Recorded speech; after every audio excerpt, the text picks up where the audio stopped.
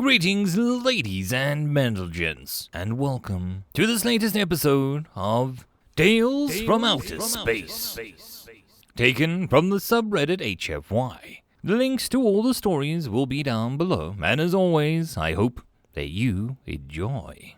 And if you do, please consider subscribing. Story number 1, Do Not Punch the Human, written by daeomec. "We should punch it," said the goblin to his friend. Both were coming crouched under a crumpled form of the human. "I don't know," the bigger, bluish goblin frowned as he stood a little further back, but she still craned her head to stare. "What if it gets angry?" "We won't know until we punch it." "No, we shouldn't punch it," groaned a deep foreign voice. The human sat up, blinking, looking around. Apparently it wasn't as crumpled as they first thought. "It's awake!" "Well, if we punch it, then it won't be awake anymore." The human mumbled and flicked its hands, and both goblins scrambled back when the purple bruise on its face faded away. With another gesture, the mud on its clothing hardened and fell to the floor. "Oh, it's magic! Never mind, let's not do that." "Good decision," the human said, sounding weirdly amused. "Now, what are two goblins like you going so far from the woods?" "What are you doing here?" grumbled the greener goblin. His friend, however, was more forthcoming. "I'm here 'cause the ma'am died, and none of my family wanted me since I'm a half-blue. And there's the evil forest spirit that took over, but mostly because of the first one." After a loudly whispered conversation, the other goblin finally answered. "My whole family's dead, so no one wanted me either. Probably because anyone who wanted me is dead." The human stood as he brushed off the remaining pieces of dried mud. "I'm sorry for your loss." "No worries," he said cheerfully. "I'll probably see him again. They were raised from the dead for a necromancer's horde." "Well, I see," the human blinked. "Do you have names?" "I'm Blue," said the blue one. "I'm Orphan," said the orphan. "What about you?" "I'm Darren. Nice to meet you." Orphan frowned. "Are you daring?" "You don't look very daring." "No, Darren, not—" "Yeah, that's what I said, daring." A human sighed. "Okay, sure. Anyways, you were saying something about the evil forest spirit." Daring scratched his chin, probably because there was still mud on it. "That makes sense, actually. It explains why there have been more attacks in the border towns." "Yeah, the evil spirit don't like humans. It don't like goblins either, since we're too much like humans, even if we were better looking. Our tribe, though, kicked us out and make it happy." Blue gave a derisive nod. "The spirit's surprising everyone, you know." "Oh, not that taking over the forest part. We get a new overlord every week." "It's surprising that the evil spirit lasted more than a week," finished Orphan. "It's been causing lots of problems, and I can't punch any of them." Daring pulled out a ticking metal thing. After pulling it open and staring at it, the human shrugged and put it back in his pocket. "Why not?" he mumbled. "Well," it said, louder this time, "you can't really punch evil spirits with bare fists. You can do it with magic, though." "Why don't you just punch the spirit yourself?" asked Orphan, as he stared at the leaf, expecting it to burst into flames. Well, that was the purpose of the exercise, but it wasn't working for him. "Why'd you gotta teach us how to do it?" "I can't always be in the forest to do it. What are you going to do when I leave and you get a new overlord?" Orphan glared harder at the leaf. "Suffer as usual?" Blue, on the other hand, was gleefully chucking burning leaves at a friend. Goblins were fireproof, of course, so Orphan just brushed them off with an ill-concealed jealousy and annoyance. Daring, who was apparently male, though he had no tusks, gave a short sigh. "Well, if you learn how to, punch things with magic, then you can do it instead of just suffering." "Yeah, but this magic thing isn't really working for me," Orphan growled. "I think it's great." Blue grabbed a pile of dead leaves at her feet and, with a deep breath, caused the entire pile to burst into flames. "Whoa, whoa!" With a wave of the hand, Daring caused the fire to disappear. "Let's not set the whole forest on fire, all right? I thought that was the whole point of this." No, it's not. The human stomped a burning pile of leaves to kill the remaining embers. Actually, it's the exact opposite. The point is to save the forest, not burn it to the ground. But I can't even burn a leaf. Orphan punched a nearby tree and then gashed with his teeth. I can't save nothing like this. Well, Daring said, tilting his head, fire magic is supposed to be the easiest to learn, but maybe it's just not your thing. We don't have time and technology to figure out what your aptitude for is something else, so, he pulled out a knife from his pack. The hilt was grey and dull, but the blade was rippled oddly. Why don't you use this for now? Be careful, though. It's enchanted. Orphan took a wide-eyed in awe. Metal, he whispered. Orphan ran a finger reverently across the flat surface of the blade. Magic metal. He looked up and stared at the human. Why are you doing this? Why are you helping us and, giving us magic and metal? Blue finished. She rubbed her small, gnarled hands together as she gazed enviously at the knife. I didn't ask before, 'cause I thought you were joking. All right, oh no, you just kill us if we'd asked. But you didn't do that yet, so that's not what you want. So what do you want? Daring shrugged. I told you. I want to help stop the evil forest spirit. Why do you want to do that? Orphan narrowed his eyes. Most humans just hate goblins and other forest creatures. You could have just left us alone. As I said, they're attacking human border towns too, he said mildly. Maybe I want to stop that from happening. Yeah, but then you would have just punched the spirit yourself. But you're not. You're helping us, Blue said with a huff. Daring laughed and shook his head. You're both pretty smart, you know. Not true. You didn't answer the question. I'm being honest, he said. I just wanted to help, and I could tell that you two had potential. I don't want to go to waste. But what if we use the knife and magic to do whatever? Asked Orphan, like killing humans and taking their stuff. Daring gave a slow, wide smile, and the air grew colder and the shadow grew to cover them both. If you did, I'd stop you, and you'd never do it again. The light and warmth returned to the clearing, but I don't think you will. You had the chance to kill me when I was unconscious, but you didn't. You both have been picked on before, and neither of you liked it. I don't think you'll do it to others. I have faith in you both. He crouched down in the eye level and smiled, this time genuinely. I know that you two will be the right thing. The two goblins exchanged a look. No one's ever said that about us, murmured Blue, voice quivering. Orphan roughly rubbed his eyes and sniffed. So, he said gruffly, how is this knife enchanted? Daring cleared his throat. Kinetic magic. Can-net what? Orphan peered at the knife. That doesn't sound very impressive. My magic fire is probably better. Ha! Blue crowed. What's kinetic magic anyway? Sounds stupid. Orphan glowered at her. Hey, you take that. Try stabbing the tree that you punched earlier, said Daring, cutting him off. Okay, with a grunt, Orphan stabbed the bark. The tree trunk exploded outwards, scattering the wood chips and leaving a gaping hole in the middle of the tree. The goblin stared speechless. And that's what kinetic magic is. Daring clapped his hands together and startled the two of them out of their stupor. We're almost done there, I think. It's just a little more practice. I think you'll be ready to take on that evil spirit and get rid of her for good. Now, let's get back to work. The rogue nature spirit sat upon a wooden throne, using her vines and wisps to subjugate a variety of forest creatures. In particular, a tribe of goblins faced the worst treatment as they were buried under a veritable pile of glowing foliage. The spirit's laugh was piercing through the shifting forms.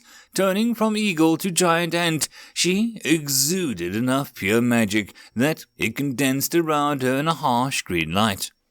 We're gonna die, Blue said, pressing her hands against her dropping ears. I figured it out, hissed Orphan. You're using us as bait, or you just want to have us do it so you don't gotta do anything. Relax, the human looked at them both, seemingly at ease despite the terrifying literal force of nature. I promise, I won't let anything happen to you. We'll be fine. Blue's ears perked up. Well, she glanced at the Orphan. We might as well be able to get our first blooding. he snorted. "If we don't die first." "No one will die," said Daring firmly. "Just stick to the plan, all right?" "Got it," Blue chirped. Orphan huffed and crossed his arms, but after a moment he nodded. "Good. Now, on the count of 3. 1, 2, 3. Blue grabbed a branch from the pile of flammable vegetation and set it on fire, and threw it at the spirit. Her aim was spot on, but the nature spirit simply blocked her with a flick of a vine. My, the rogue spirit crooned. "Has the filth entered my domain?" Blue answered by pelting the spirit with more flaming sticks. But it was no use. The spirit's magic took care of it with no difficulty. Luckily, the makeshift torches had landed into a pile of brushing, igniting the forest floor. With a scowl, the spirit began to smother the growing fire with several of her vines. "Now!" Blue shouted. As hard as he could, Orphan chucked the enchanted knife at the spirit.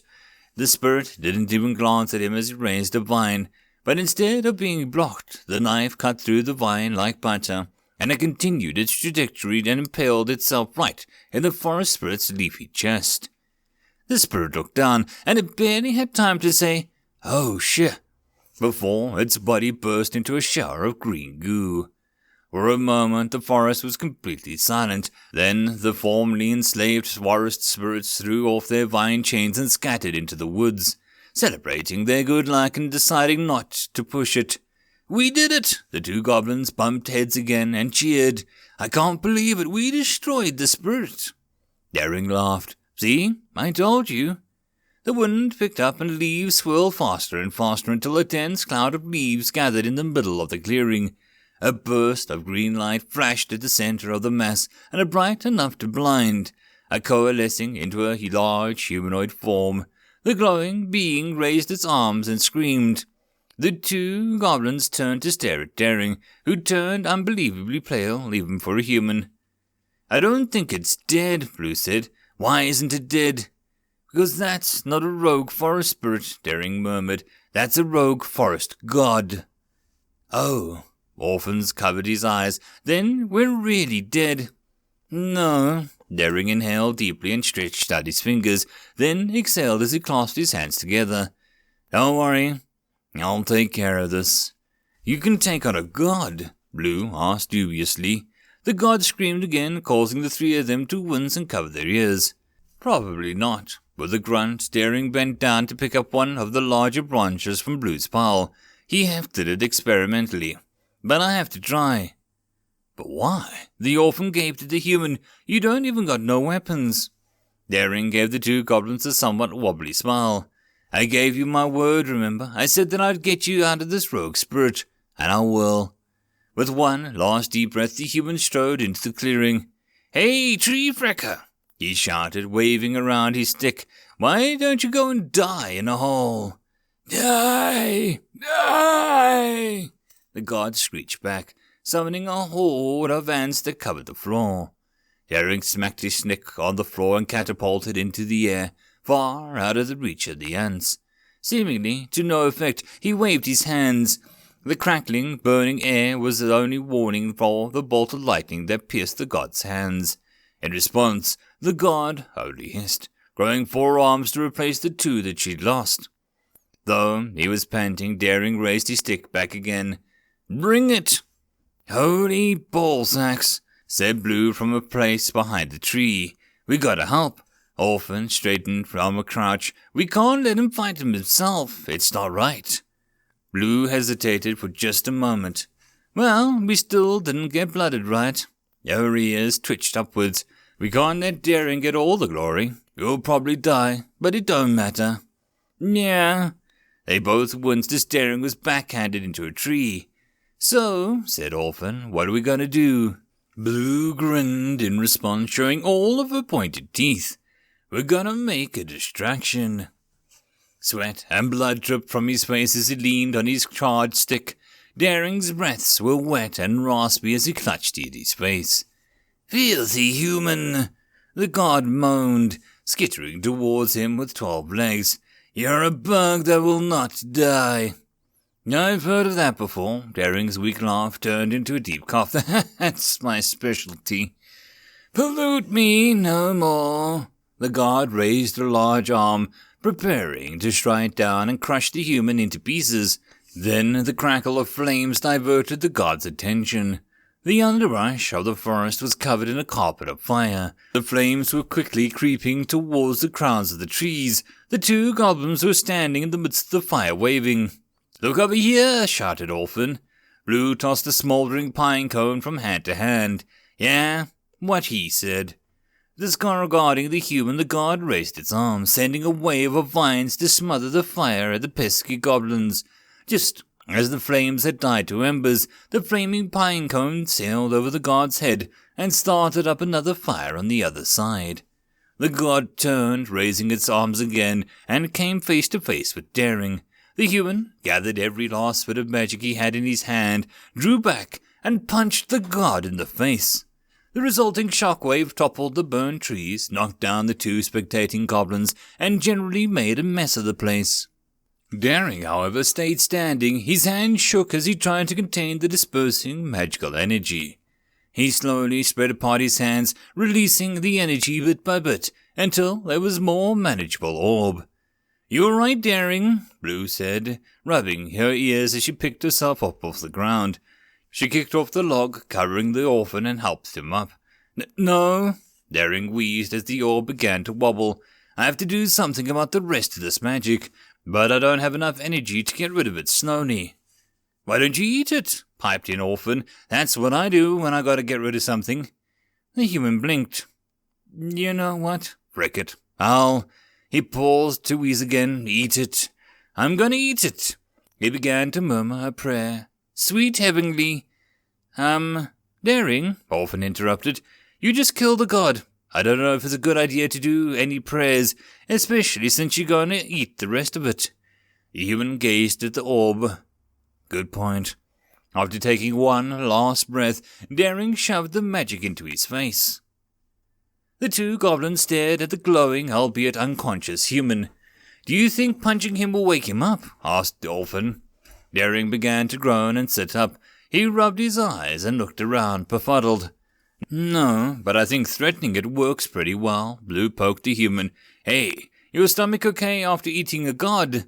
"I'm alive," he said breathlessly. "Yeah, and that's usually a good sign," Orphan said.